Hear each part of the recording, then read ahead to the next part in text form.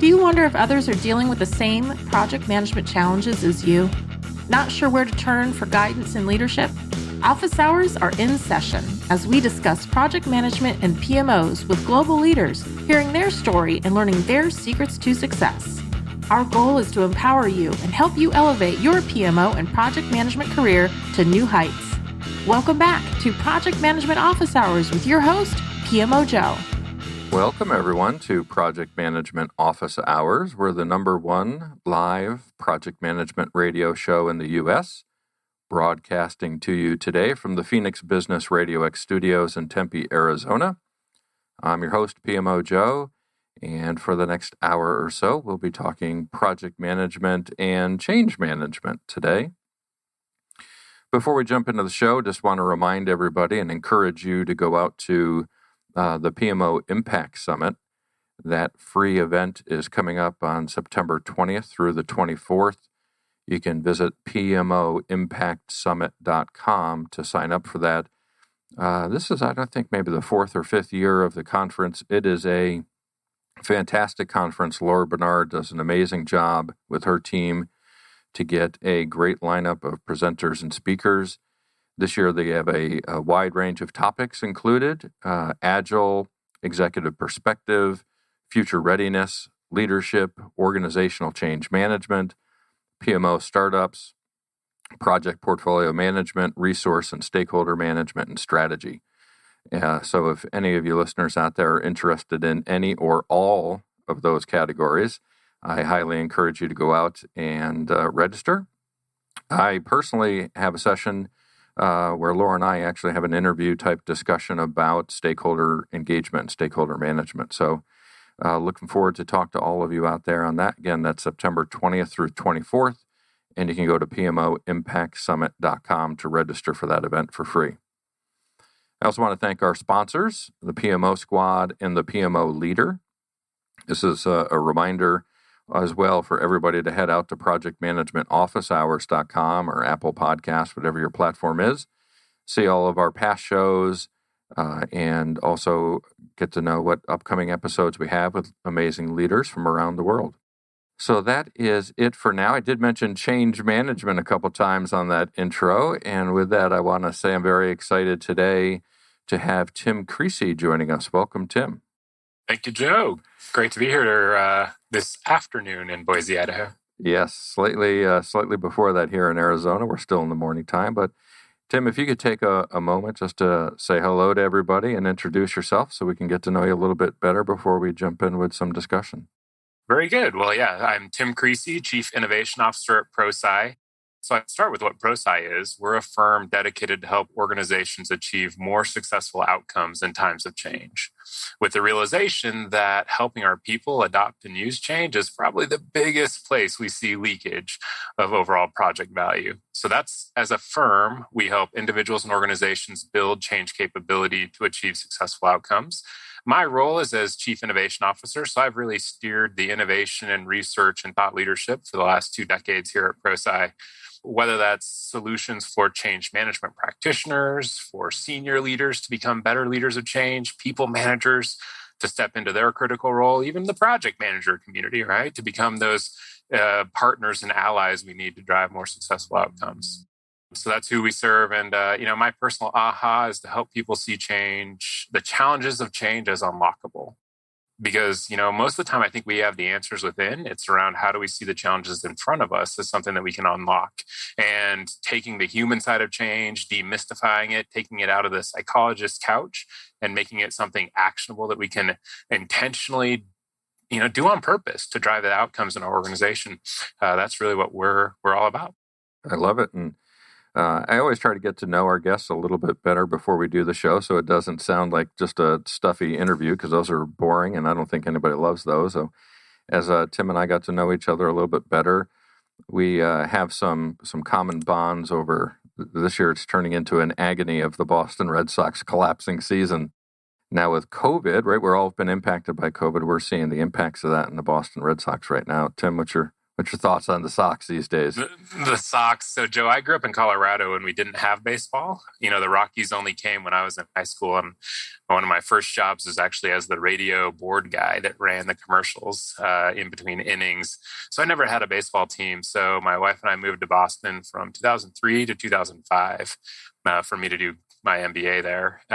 And if you could pick 2 years to live in Boston, those would be the 2 years. I mean, we arrived to Pedro getting left in too long and Boone going yard in the seventh in Game 7 of that year, then a Patriots Super Bowl, then the World Series, then another Patriots Super Bowl. So it was a magical time. I realized that I was a bandwagon fan, right? Someone who just got into you couldn't not get into it while you were there, right?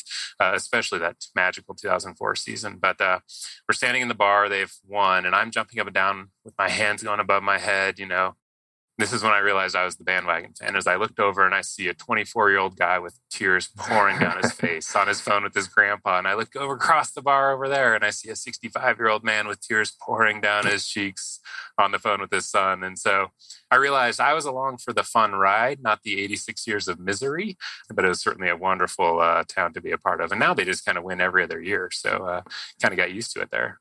Yeah, I grew up in upstate New York, the Albany, New York area. So for us, it was Mets, Yankees, Red Sox, right? Were really the choice, or Expos, I guess, even at that point. But so I was a Sox fan, and I was one of those guys with tears rolling down their face, right? I had lived the agony. I've been to Fenway, I don't know, maybe 100 different times, and remember '86 when the ball gets through Bill Buckner's legs when I thought we were going to win that one, and the highs and lows of cheering for sports teams, right?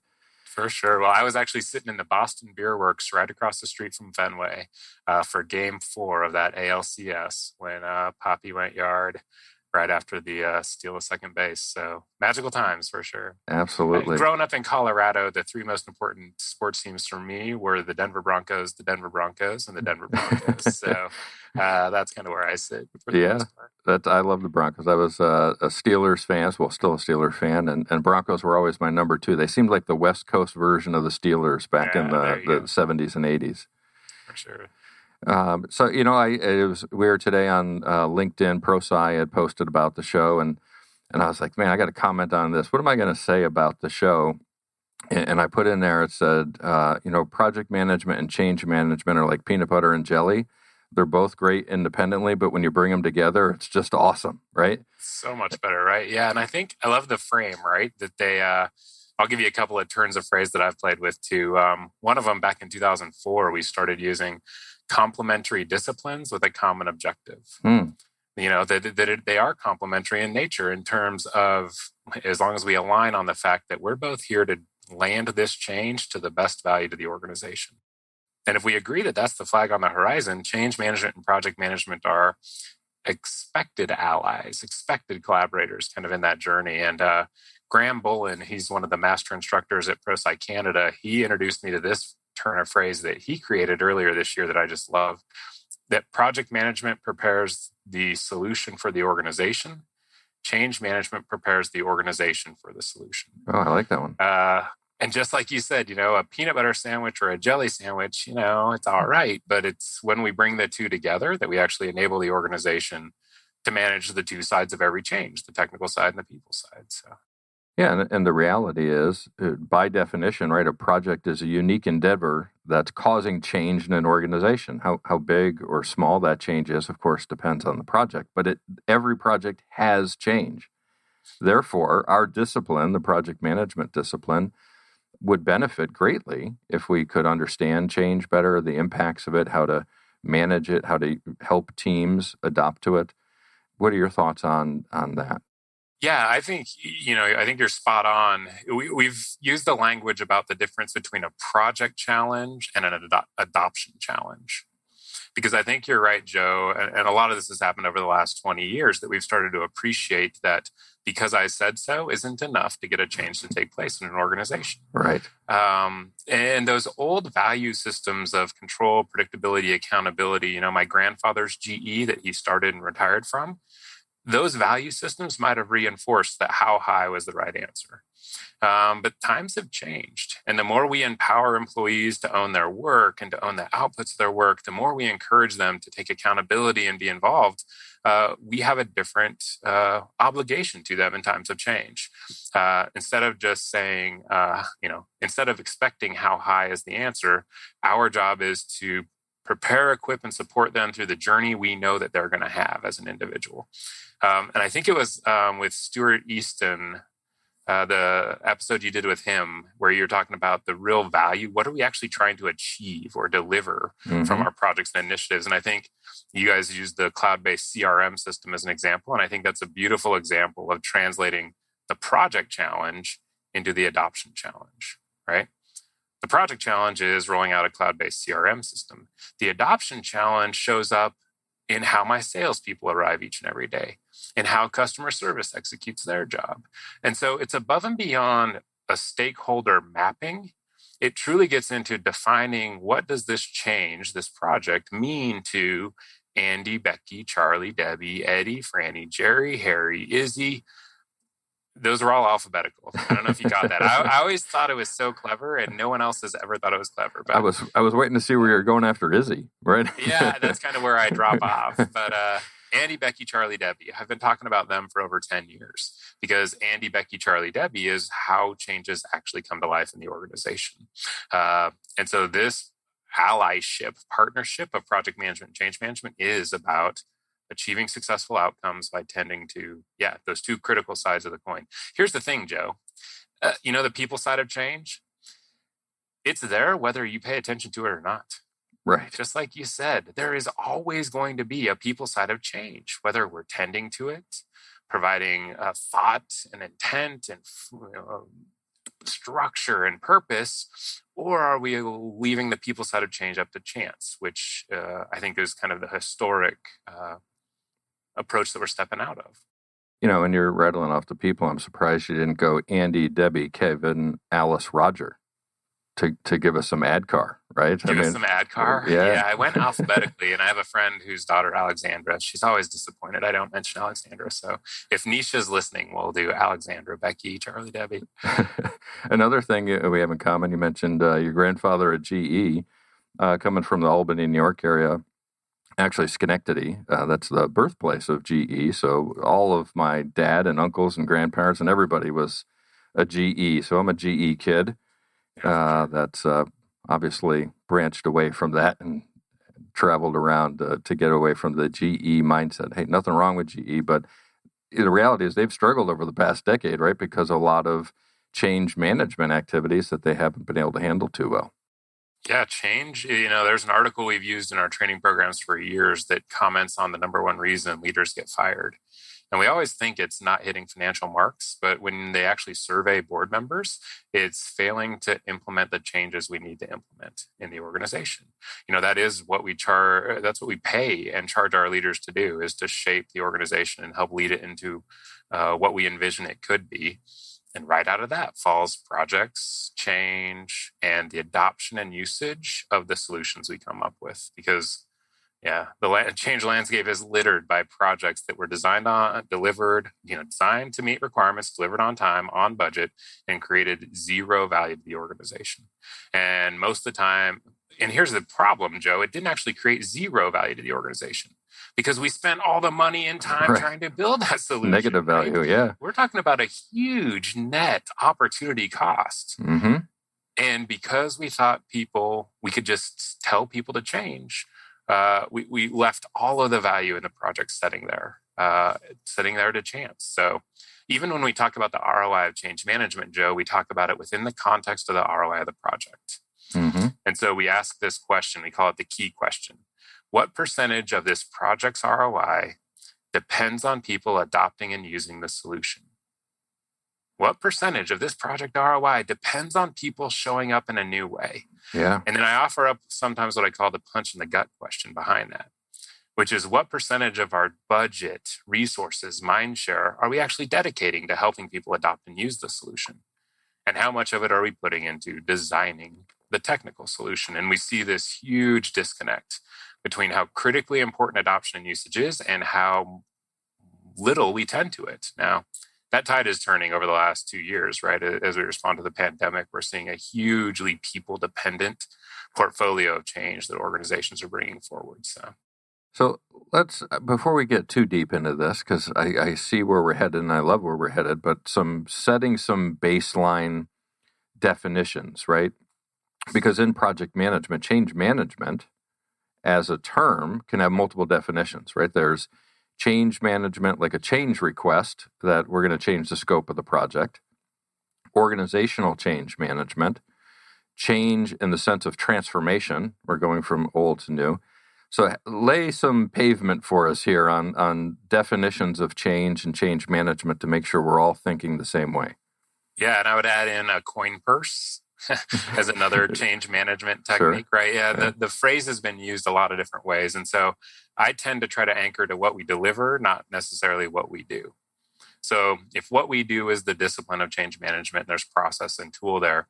What we deliver is employee adoption and usage to drive successful outcomes and change. And so that's when we talk about the way we anchor change management is to adoption and usage of change. Typically, Joe, I'll also introduce, I did some writing and I never published it, but I'm tempted to pull it forward about how human beings need context and contrast to make sense of anything. Mm-hmm. Context and contrast. So context is how does this relate to the stuff around it? Contrast is how are these things similar or different? Mm-hmm. And so usually if I'm asked to define change management, I request the liberty to define change leadership and project management as well, because all those three moving parts are critically connected. So I define change leadership is deciding where to go and how to get there. And to me, this tips into the whole strategic prioritization, the conversations you're having in some of your recent episodes. Yeah. Project management is building what we need to get there. Mm-hmm. And it could be a physical thing like a product or a piece of hardware. It could be a piece of software. It could be processes that we're building, right? Sure. Yeah. But project management, so deciding where to go and get there is change leadership. Building what we need to get there is project management. Helping our people get there too is change management. And so any successful initiative needs all three of those components: direction and guidance, a technical solution that meets the needs or issue or opportunity in front of us, and a people side solution that helps our employees embrace, adopt, and use the solution we put in front of them. So yeah, I love that's how I kind of tee up those three. Yeah, I love the context of that, right? That helps understand it. And for the PMO difference, right? Because PMOs versus project management, the PMO needs to ensure that all three of those are being brought together. Whereas the project manager, right, is the middle one you had mentioned. We often try to equate PMO and project management into one, but the PMO really encompasses all three in that example. So I love how you laid that out. Very easy to follow along with all that. And actually, in our research, within the PMO is the most likely location for a change management office. You know, we see about 40% of our study participants have created a structural, functional group that's focused on change management. And most often, it starts a lot in HR, but within the PMO is one of the most common places, and it's where people tell us it should live, because you're able to connect the technical and people sides from where that priority is being evaluated, strategized, stacked, ranked, and executed out of. So. And it's also now the front end of that, right? We're seeing SROs, the Strategy Realization Office. And I've always argued, well, the good PMOs take all three items you mentioned, and that's the scope of the PMO. We don't need, we certainly need discipline and expertise within those three spots, but we don't have to have three different functions trying to function, collaboratively or integrated or together. It's an evolving space that we're in right now. I think companies are trying to figure out how to do all of this right now. Absolutely. I think it's a leadership governance challenge here in terms of what we define the finish line as. Yeah. Because if I define the finish line as on time, on budget, meeting technical requirements, my PMO might not extend to think about strategy realization and the people side of change.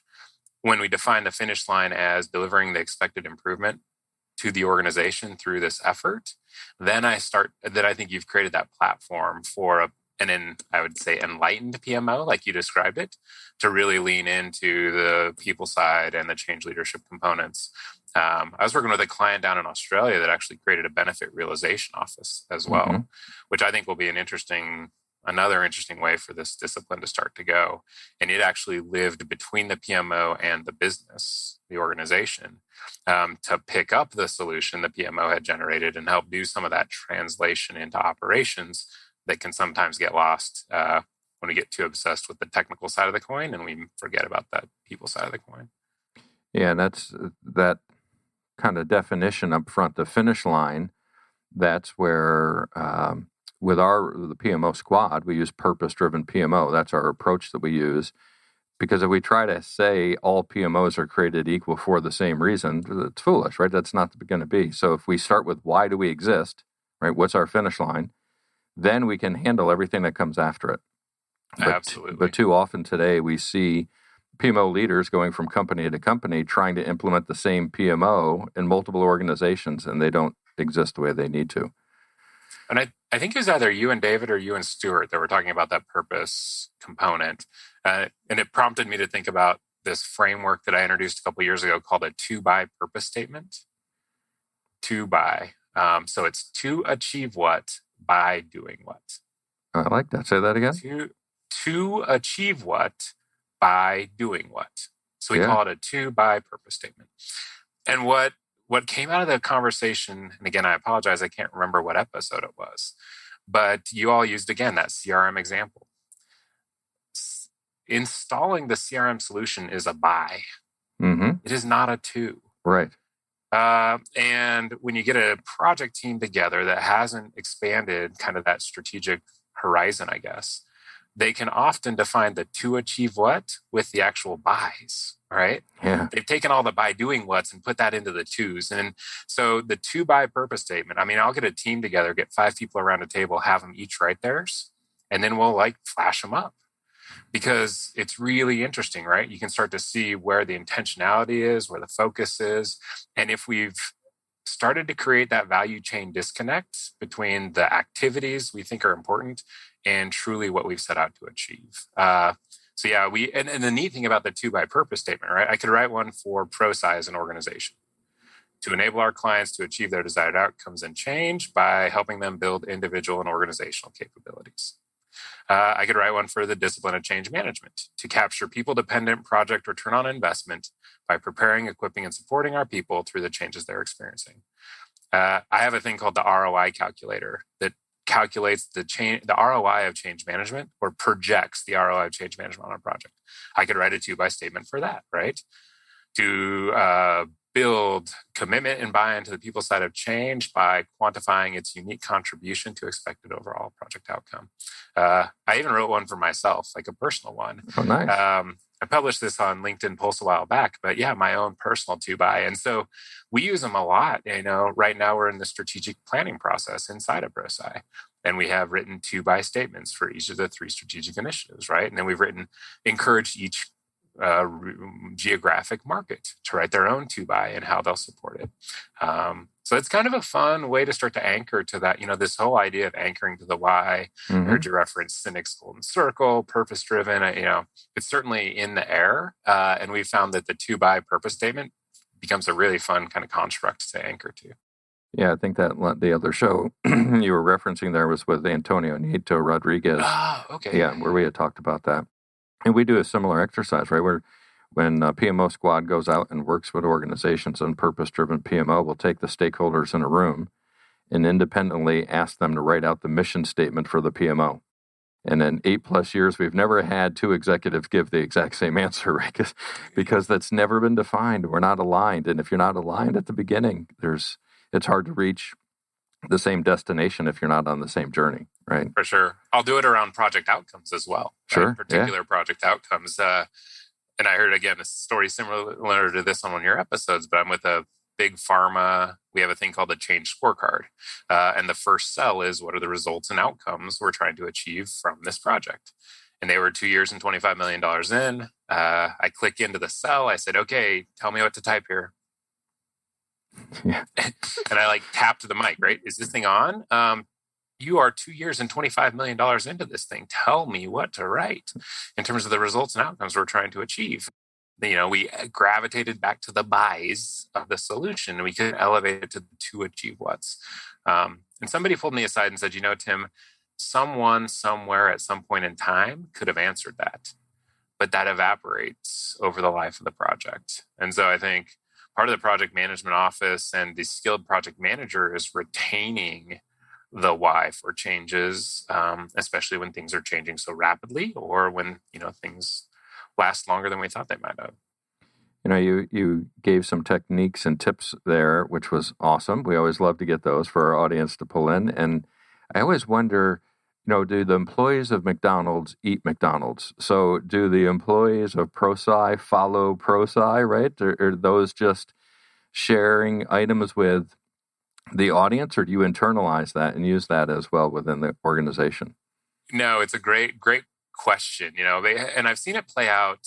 I work with a lot of individuals in organizations that are working to build change management capability across the organization. Sure. And it's amazing how quickly they'll forget everything they know about change management when the change they are working is building out a change management capability. I'll bet you watch it with good project managers trying to stand up a PMO as well. Yeah. They get all caught up in the excitement of the effort and forget to actually manage it like a project, because standing up a PMO is a project as well. So that whole notion of the cobbler's children that have no shoes, or, I learned through our partner in Saudi Arabia that their saying is the carpenter's door is hung crooked. So again, kind of that same context, right? Yeah. If it's in your own backyard, you don't tend to it. It doesn't work that way at Prosci. If you ever want to be held to a very high bar in terms of ensuring that you built sufficient awareness of the need for change before you stepped into desire to participate and support the change, certainly turn inside of Prosci, right? It's what we do every single day. The neat thing is, I think it's connected back to our values as an organization. We did some really neat value work at the beginning of this year, rolled out a refreshed set of values. But the number one value that we have is impact. We have this statement. It was painted up on the wall back at our old office. I have it in a picture frame next to me. It says, "We are proud of the people we are, the work we do, and the difference we make." Nice. And so that was up on the break room wall, right, in 18-inch tall letters. And it's really part of how we step into each and every day. Not only the work we do inside of Prosci, but the work we do with clients, especially. But when you turn inside of Prosci and you try to make a change inside of Prosci, you have that notion of the impact, being proud of the impact I'm going to have, being cognizant of what does the adoption and usage side of this change look like? Now, do we do it right every time? Absolutely not. And as somebody we're people, who stands, right? yeah, right, who stands out at the front of innovation, I definitely have been, one of my tongue-in-cheek jokes. Again, going back to context and contrast. I always think I can explain change management to you for an hour, but if I can help you see bad change management, your ability to understand good change management goes up tremendously. And so I started using this tongue-in-cheek joke of the email on Monday for training on Tuesday for go live on Wednesday. All right. That's not the way to prepare, equip, and support people through an important change we're asking them to make. But it's pretty often the approach that's used. I've certainly been the proponent or the cause of some of those changes inside of Prosci, but we begin asking the question very early on, what's the problem we're trying to solve here, and whose job will have to be done differently and how as we solve it. And so part of it's that mindset shift of what is the adoption challenge at the beginning of the change we're stepping into. Yeah, I'm with you on that. And so I'm going to throw maybe a little bit of a curveball at you here, but I think fits the discussion. So we also run the PMO Leader site, and we have a webinar on there recently with Michael DePrisco from PMI. And the question came up about PMI and Prosci and co-opetition, I think is what he called it.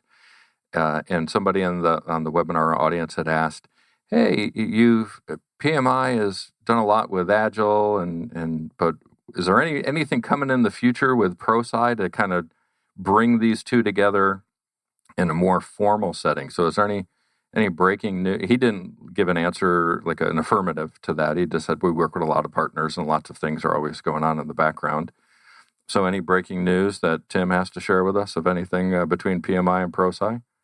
Yeah, I mean, it's an interesting one, right, Joe? Because the relationship has been there for 16 years, right? If you would have taken our 3-day program in 2004, you would have earned your PDUs for it, because we realized that there is this. Once we realize we're all marching towards the same thing, which is more successful change, we can become great allies. So Prosci has always, earned you your PDUs. I've spoke at tons of PMI chapters. I've actually got one coming up here in a couple of weeks for PMI Delaware Valley, where I'm going to do in part of their events. Spoke at many of the conferences. Going to be at the VES virtual? Yeah. The big PMI October VES session. So there'll be I'll do a 45-minute talk about change management and project management and how they come together. I think it'll be fantastic as the two come together to create. I think there's twofold advantage here, Joe. One is creating a platform for better integration in projects. Mm-hmm.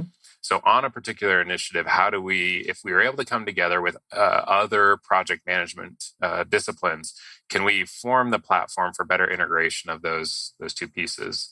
And we do that with all the different project management approaches, right? We align ADKAR, Prosci's individual, because that's the thing. Change management in the end is about helping an individual through their own successful change journey.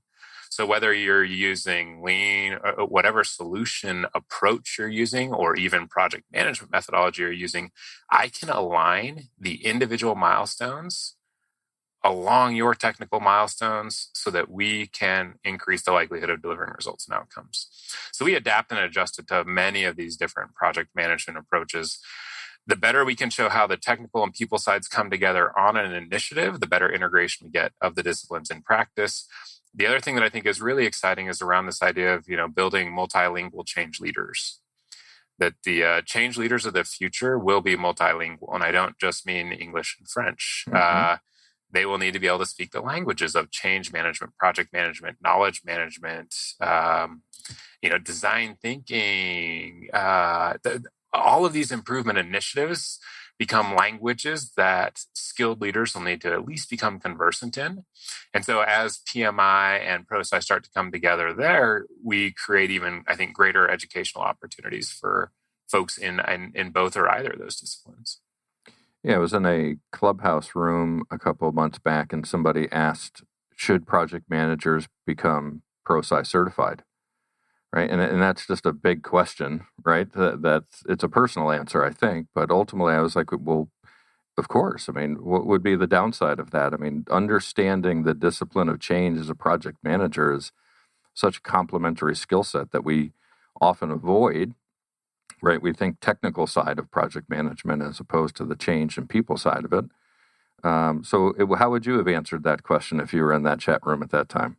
Yeah, I think you're right. The answer is, if you want to be one of these leaders of the future, you need to become multilingual in the capabilities and technologies that help organizations implement change. And so to me, project management and change management are certainly very, they're even better allies, I think, because neither of them prescribe the change that's needed. Mm-hmm. I think that's an interesting thing, right? That a lot of these improvement fads that we see coming through organizations tend to prescribe a particular change to make. Reduce deficiencies, reduce errors, migrate applications off premises. Whatever these waves are, they prescribe a particular change. Project management and change management are unique in that they both help us deliver those changes better in a more effective, more efficient way in the organization. And so I think that adaptability actually creates a really neat opportunity for these two to continue coming together. I'll tell you what, if I look at job titles coming to my open enrollment programs, because each week I run, 7 to 15 probably open enrollment 3-day programs where people can come gain their certification. Project management job titles are the most frequent job titles I see come into my programs. Because I think, change management has grown as a profession and a discipline That's what's been happening over the last 20 years, informed by the Prosci research, really a formalization of the discipline. And now I think we're seeing it identified as an additional skill set or competency that a great business analyst should have in their back pocket, that a great project manager should have in their back pocket, that a great communication specialist or a great learning and development practitioner should have. So you want to hear a horrible joke? Yeah, go for it. I told this on stage in front of 800 people, and I always tell them it's going to crash when I tell it. But you're supposed to say this is a great joke, and it's gonna be great. You got to. I don't want to set the wrong expectation. Atoms, like in chemistry, atom. Yeah. You know why you never trust an atom? No. Because they make up everything.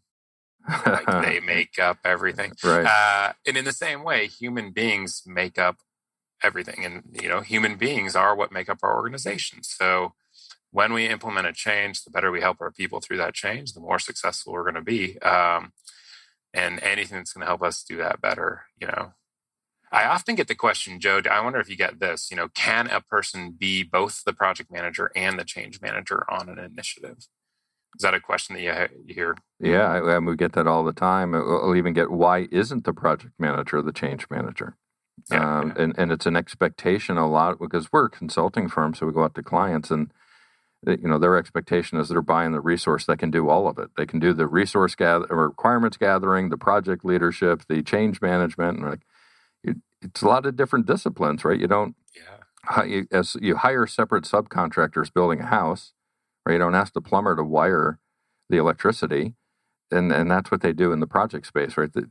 I just don't think organizations have matured their understanding enough yet of those separate disciplines to know the importance of having separate people in those roles.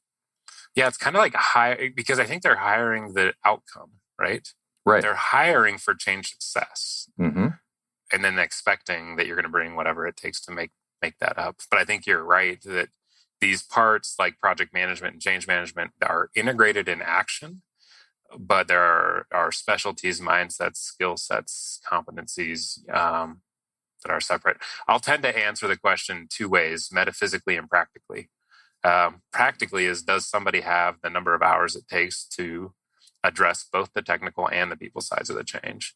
In some small changes, that might be the case. Others, certainly not the case. Mm-hmm. Metaphysically is, can somebody have the mindset and competencies to be good at both? And I think that's kind of a mixed bag. I've seen some people that absolutely have both of those competencies, and I've seen great change managers that would never want them managing a project, and great project managers that just aren't wired the way to be great at change management. I think that the same thing will happen when we move from traditional to more sequential traditional project management approaches to more iterative, agile project management approaches. I think we'll start to see some of those interesting underlying, almost like personality trait wirings that might, run into some opposition as we change how we do change. Yeah, we've had some shows with Ruth Pierce and Stephen Fulmer and Carol Osterwheel and Josh Ramirez, right, where we talk about some of those neuroscience components to the project management discipline, and knowing your character strengths and being able to motivate teams to action, flight versus fight. All of those come into play on all this. And I'd even take it one step further in what you said. I think there's a lot of PMs out there that don't have either, right? We talked about one or the other, right? But I think certifications have caused people to think that you're a project manager because of a certificate, as opposed to, I could be without a certificate in my entire life. I just run as a project manager because that's how I'm wired, right? I'm not a singer. I'm not a musician. I'm not an artist. I can't draw, but you know what? I can run projects because that's just the way my brain works. How do you see that playing in the Prosci space, right? Of certifications, but not having the competency to go after, like, is because I'm not as familiar, right? Being completely open with Prosci certifications as I am the project management ones. So I see a lot of PMPs who aren't great project managers. Do you see that in your space as well?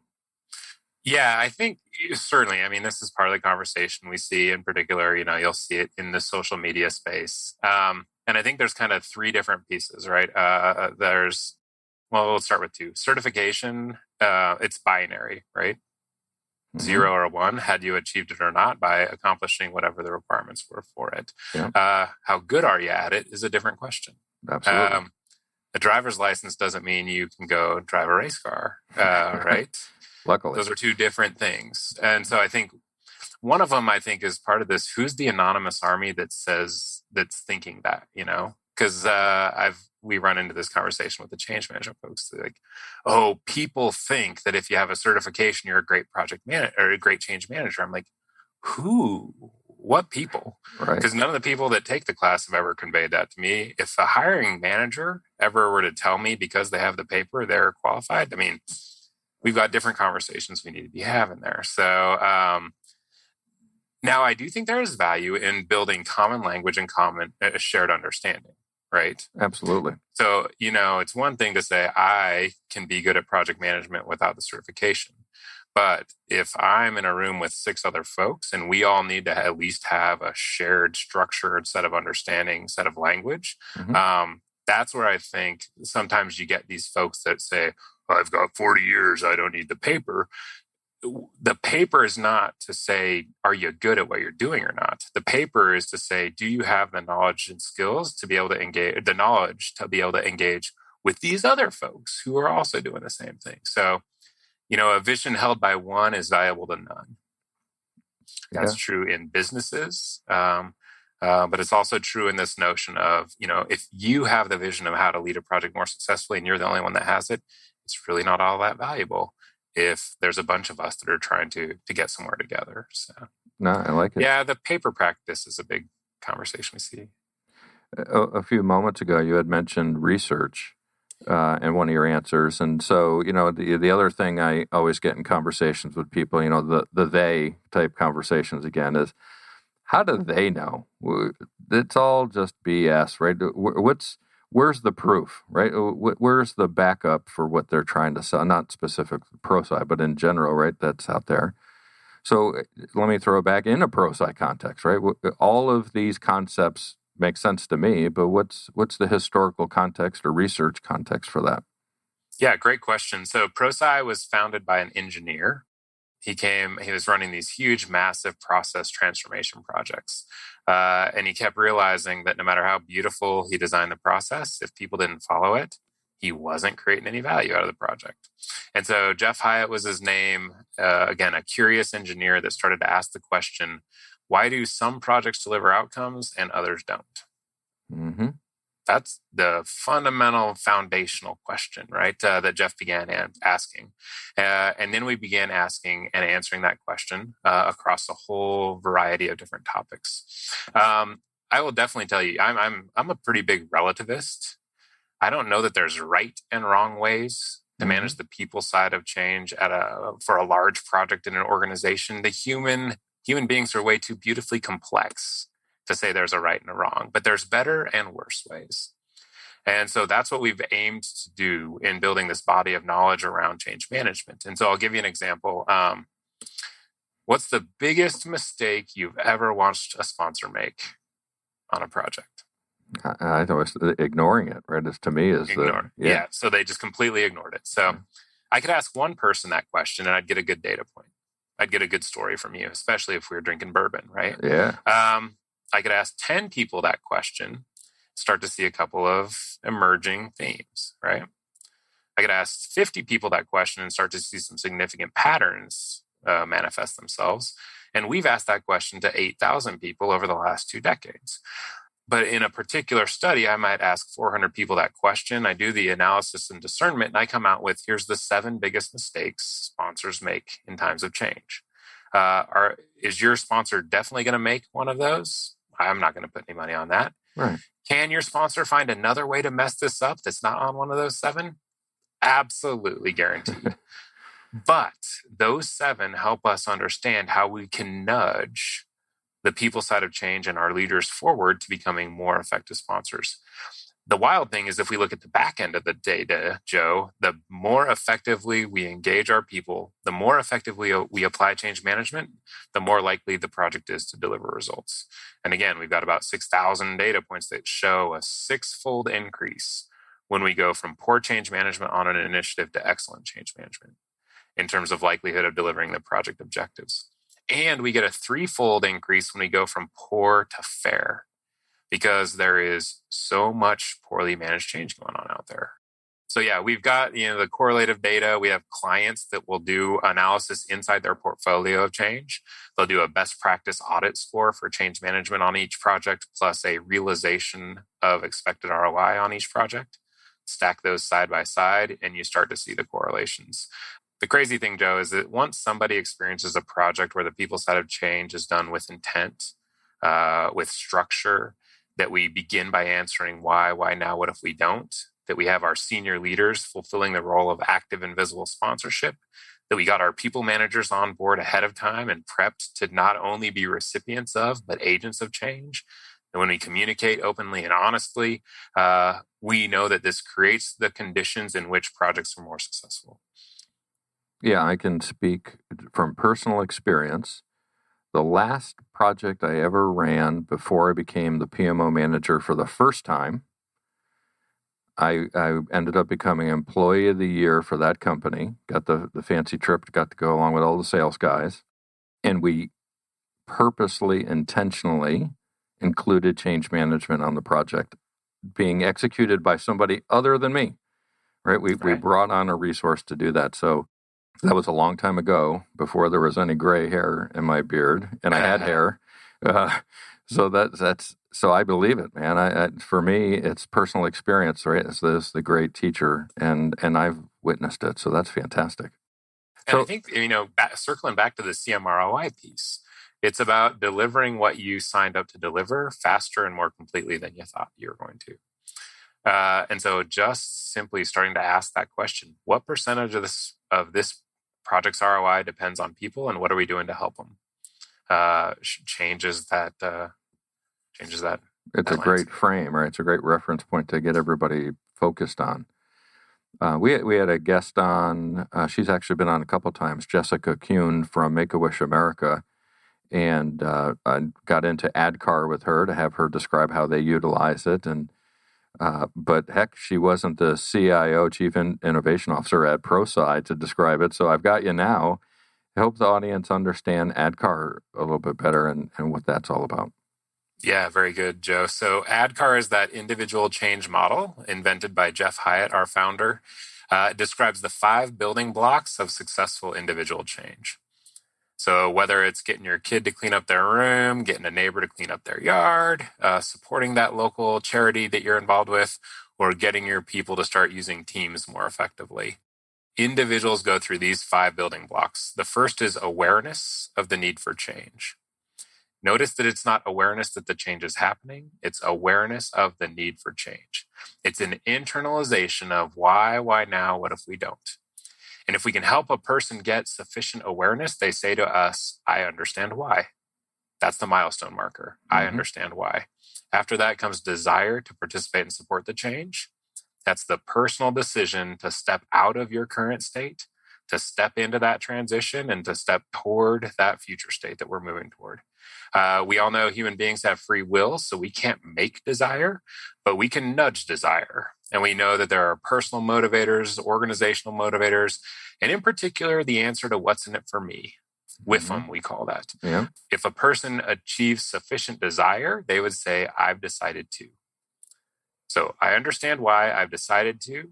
The third building block is knowledge. I know how to. Those are the skills that we need to be able to make the change, both during the change and after the change. Knowledge is where we all jump to, right, Joe? Absolutely. We've got a training. We got change. We need some people to do something different. What do? Send them to training. We want to become agile. What do? Send everybody to Scrum training. Jumping straight to knowledge without helping the person say, I understand why and I've decided to, is going to be wasted knowledge efforts. So awareness, desire, knowledge. The fourth is ability. I am able to. So I understand why, I've decided to, I know how to, I am able to. And that's when the change has come to life in the processes, skills, interactions, the way that person shows up. It's the demonstrated capability to do my job the new way as required by this project or this initiative. And the gap between knowledge and ability can be small or large, right? Knowledge and ability are 2 very different things. And if you go play one hole of golf with me, you'll see the difference. Because I know to keep my head down. Right. Like, I know I'm supposed to keep my head down, but that's not the way I play golf. And then Prosci would be a complete failure as an organization if Jeff had invented the ADKAR model and left off that R. The R is reinforcement. Now, unfortunately, in a lot of our projects, we leave off that R. We kind of forget about the reinforcement, but it is our natural physiological, psychological tendency to go back to the way we used to do things. So if we want a change to stick, we need to make sure that we're intentional about it. Those mechanisms, the measures, the reinforcement to sustain the change. So I understand why, I've decided to, I know how to, I'm able to, and I'll continue to. It's awareness, desire, knowledge, ability, reinforcement. And on YouTube, the Prosci YouTube channel, there's a whole section called Tim Talks. There are these fun little 5-minute videos of people interviewing me, and there's one that's all about ADKAR. So it's a really nice dive if people are looking for a little bit more information. Did Ted approve the Tim Talks? Ted who? Yeah. What I love about models that work and stand the test of time is that they exist in your life before you knew they existed. So the purpose-driven PMO, like I'm not a certified Prosci person. I don't know ADKAR in and out. But when you're talking about it, right, purpose-driven PMO, the description we give for that is knowing the why before the what and the how. And the way you just described it was people jump straight to knowledge, right? They want to go to the knowledge without the upfront work. And I think that's where Prosci is such a hold on a captive audience, because when you go through and get the training to take what you already knew and put it into a model and a discipline, it's so easy to connect to, right? It's such it's so common. I hate to use that language because I'm not trying to diminish it, but right, it fits into just how we live. But I'll come back. I 100% agree, and I'll come back with common sense, not common practice. Absolutely. Because right? What we've done is describe the human nature, the human journey of change in a way that makes it accessible and actionable, in a way that we can support people through. And so it does feel like common sense. I heard this description of creativity as when you see something and you're just like, wow, I've never thought of it that way.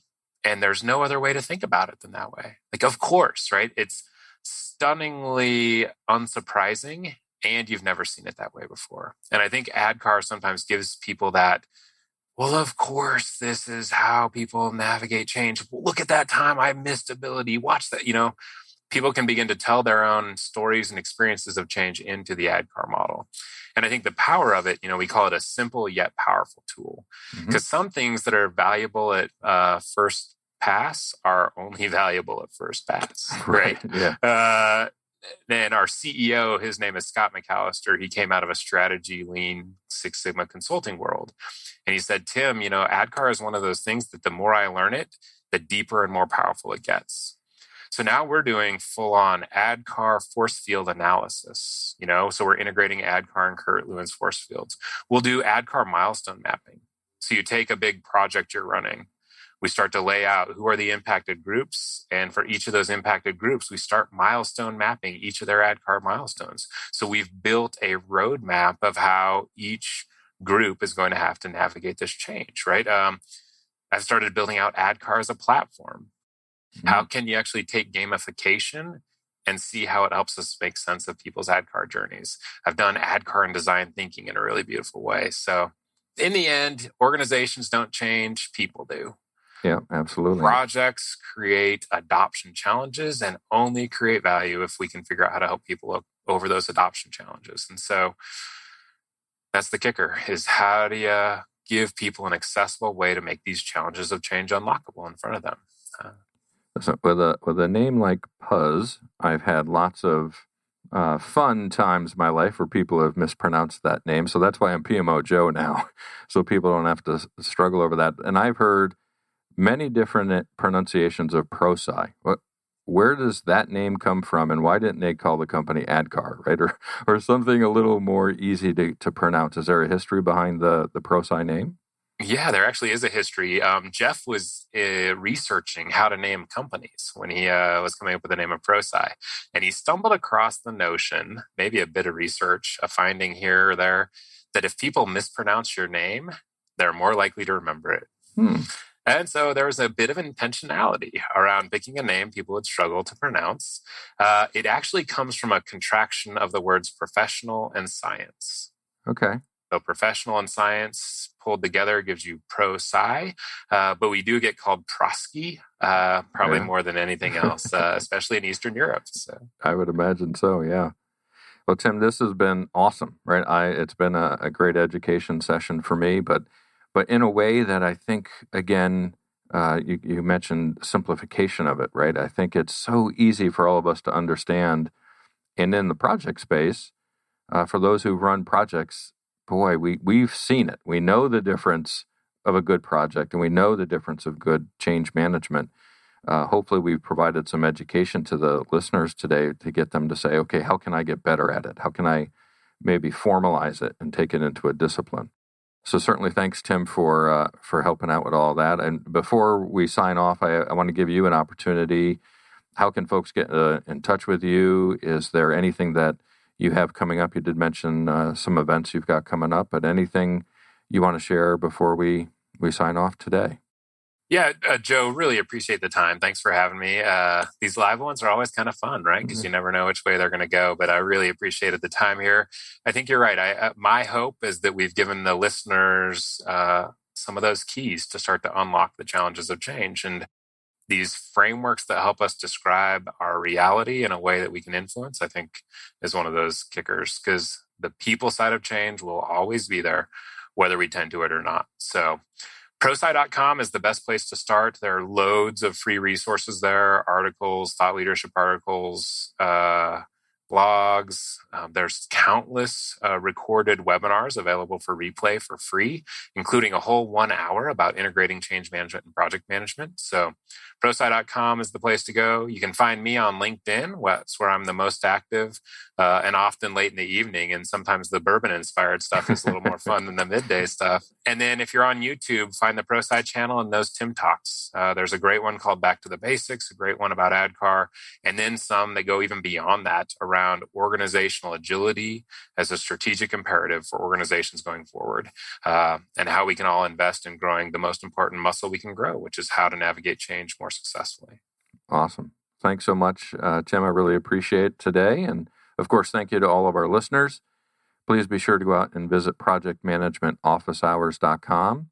See all of our past shows and our upcoming guests, which include Marissa Silva, Ricardo Vargas, and then we're going to bring on some guests from PMI and TrackVia to talk citizen developer and that new program that they're working on. That'll be an interesting show as well. Also, a reminder, as Tim mentioned, we are live right now, which is always fun. We've had a couple shows go completely off the rails because of that. But we also release the shows as a podcast. So be sure to subscribe on Apple Podcast, iHeartRadio, Spotify, Spreaker, whatever your platform of choice may be. Of course, thank you to our sponsors, the PMO Squad and the PMO Leader. Please be sure to go out to their websites and learn more about what they offer. That's it for now. Office hours are closed. Until next time, I'm PMO Joe, and you've been listening to Project Management Office Hours. Thanks for listening to another episode of Project Management Office Hours with PMO Joe. You're not alone in your project management journey. We're here to help you achieve your goals. Subscribe to Project Management Office Hours on your favorite podcast platform to catch all of our episodes and hear industry leaders share their story and secrets to success.